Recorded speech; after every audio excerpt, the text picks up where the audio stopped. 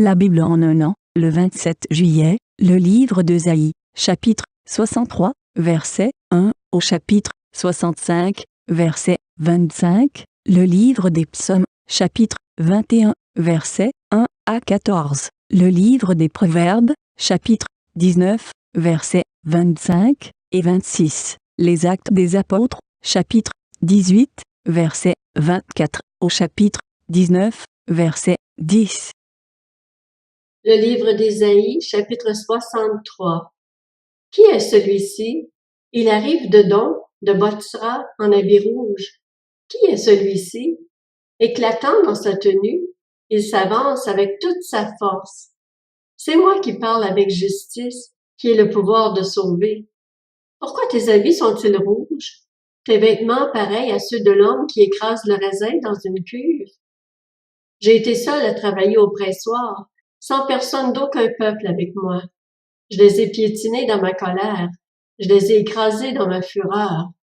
Leur sang a jailli sur mes vêtements, et j'ai sali tous mes habits. En effet, un jour de vengeance était sur mon cœur, et l'année de me racheter était arrivée. J'ai regardé, mais il n'y avait personne pour m'aider. J'étais consterné, mais il n'y avait personne pour me soutenir. Alors mon bras m'a assuré le salut, et ma fureur m'a servi de soutien. J'ai piétiné des peuples dans ma colère, je les ai rendus ivres dans ma fureur, et j'ai fait couler leur sang par terre. Je rappellerai les bontés de l'Éternel, ses actes dignes de louange, tout ce qu'il a fait pour nous. Je dirai tous les bienfaits qu'il a accordés à la communauté d'Israël, conformément à ses compassions et à la richesse de ses bontés. Il avait dit, assurément, ils sont mon peuple, des enfants qui ne s'adonneront pas aux mensonges, et il a été un sauveur pour eux. Dans toute leur détresse, il a souffert avec eux, et l'ange qui est devant lui les a sauvés. C'est lui-même qui les a rachetés dans son amour et sa compassion, et constamment par le passé, il les a soutenus et portés. Cependant, ils se sont révoltés, ils ont attristé son Esprit Saint, de sorte qu'il s'est transformé pour eux en ennemi. Il a lui-même combattu contre eux. Alors son peuple s'est souvenu des jours passés, de l'époque de Moïse. Où est-il, celui qui les a fait ressortir de la mer, avec les bergers de son troupeau? Où est-il, celui qui mettait son Esprit Saint au milieu d'eux? Où est-il, celui qui envoyait son bras splendide à la droite de Moïse, qui a fendu l'eau devant eux, se faisant ainsi une réputation éternelle? Où est-il, celui qui les a conduits dans les profondeurs de l'eau, comme un cheval dans le désert, sans même qu'il trébuche? Comme à un troupeau qui gagne la vallée, l'Esprit de l'Éternel leur a accordé le repos. Voilà comment tu conduisais ton peuple, te faisant ainsi une réputation splendide. Regarde du haut du ciel et constate la situation, du haut de ta sainte et splendide résidence. Où sont passés ton zèle et ta puissance? Ta profonde tendresse et tes compassions envers moi ne se font plus sentir. C'est toi cependant qui es notre Père. En effet, Abraham ne nous connaît pas et Israël ignore qui nous sommes. C'est toi, Éternel, qui es notre Père. C'est toi qui depuis toujours t'appelles notre libérateur.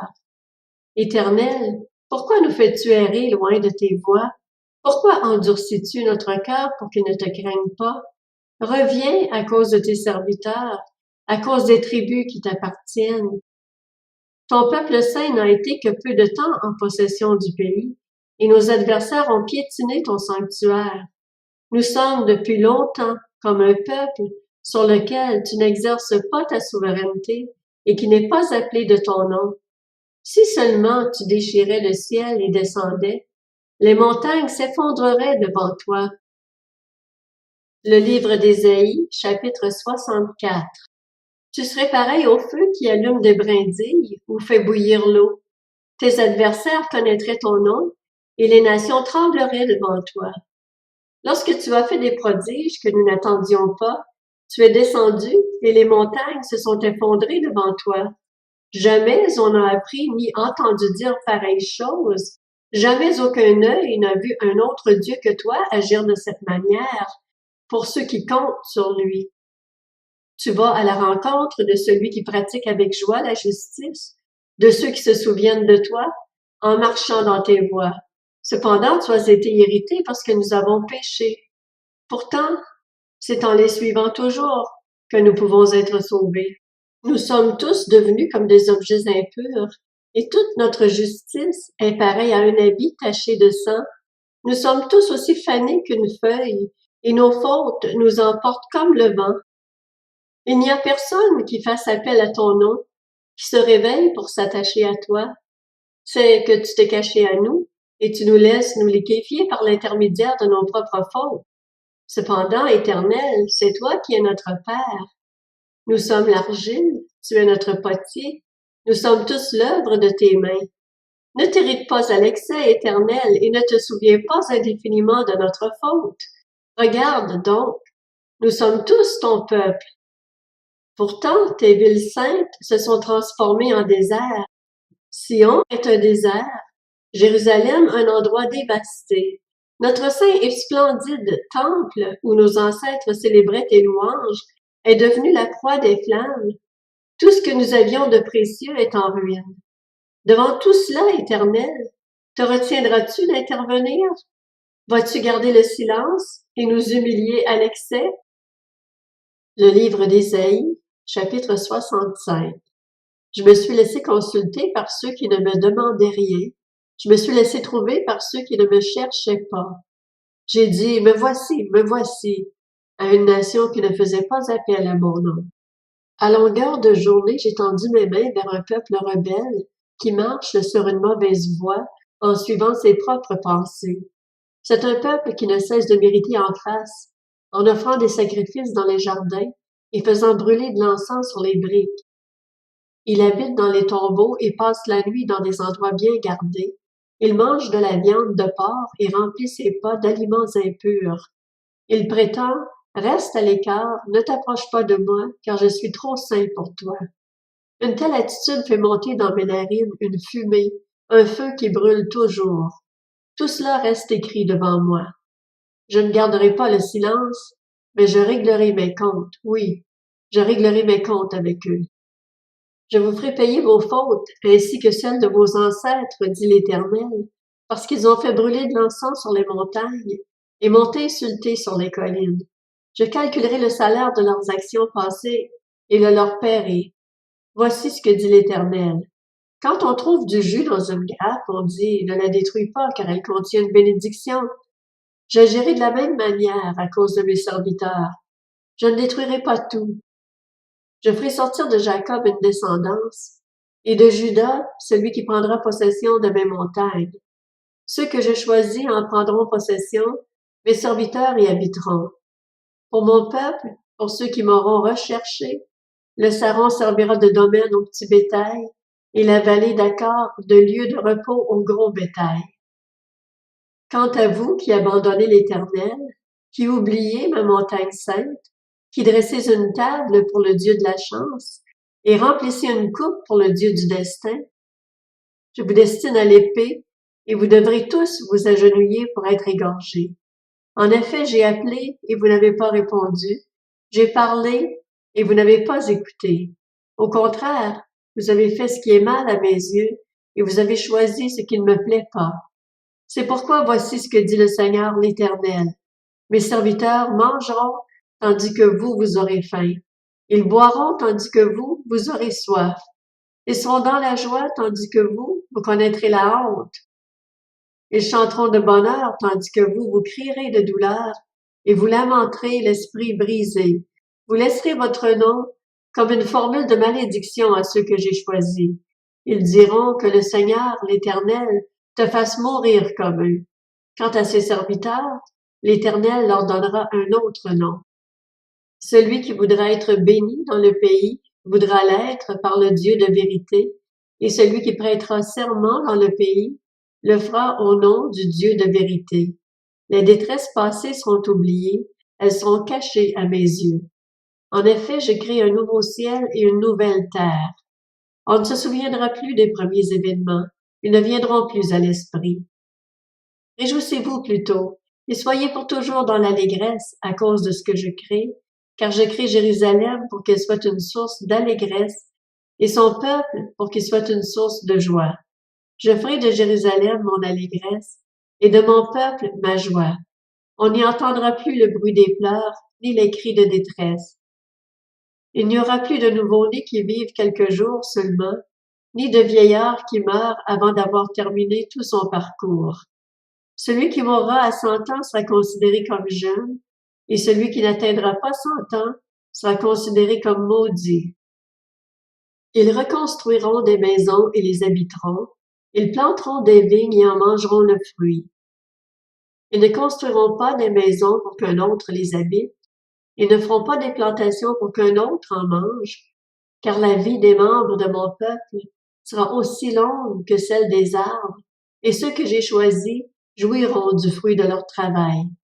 Ils ne se fatigueront pas pour rien, et ils n'auront pas des enfants qui soient pour eux une source d'inquiétude.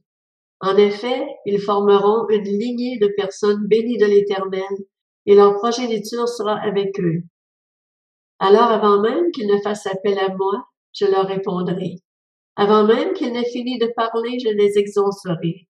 Le loup et l'agneau brouteront ensemble, le lion comme le bœuf mangera de la paille, et le serpent aura la poussière pour nourriture.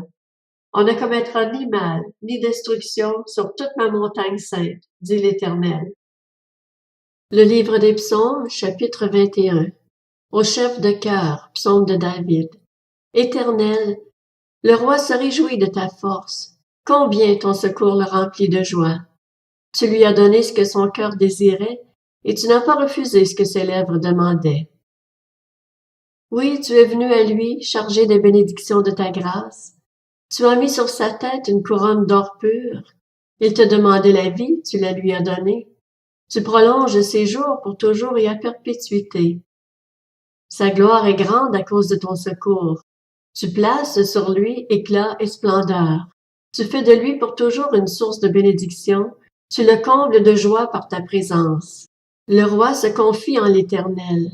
Grâce à la bonté du Très-Haut, il n'est pas ébranlé. Ta main atteindra tous tes ennemis.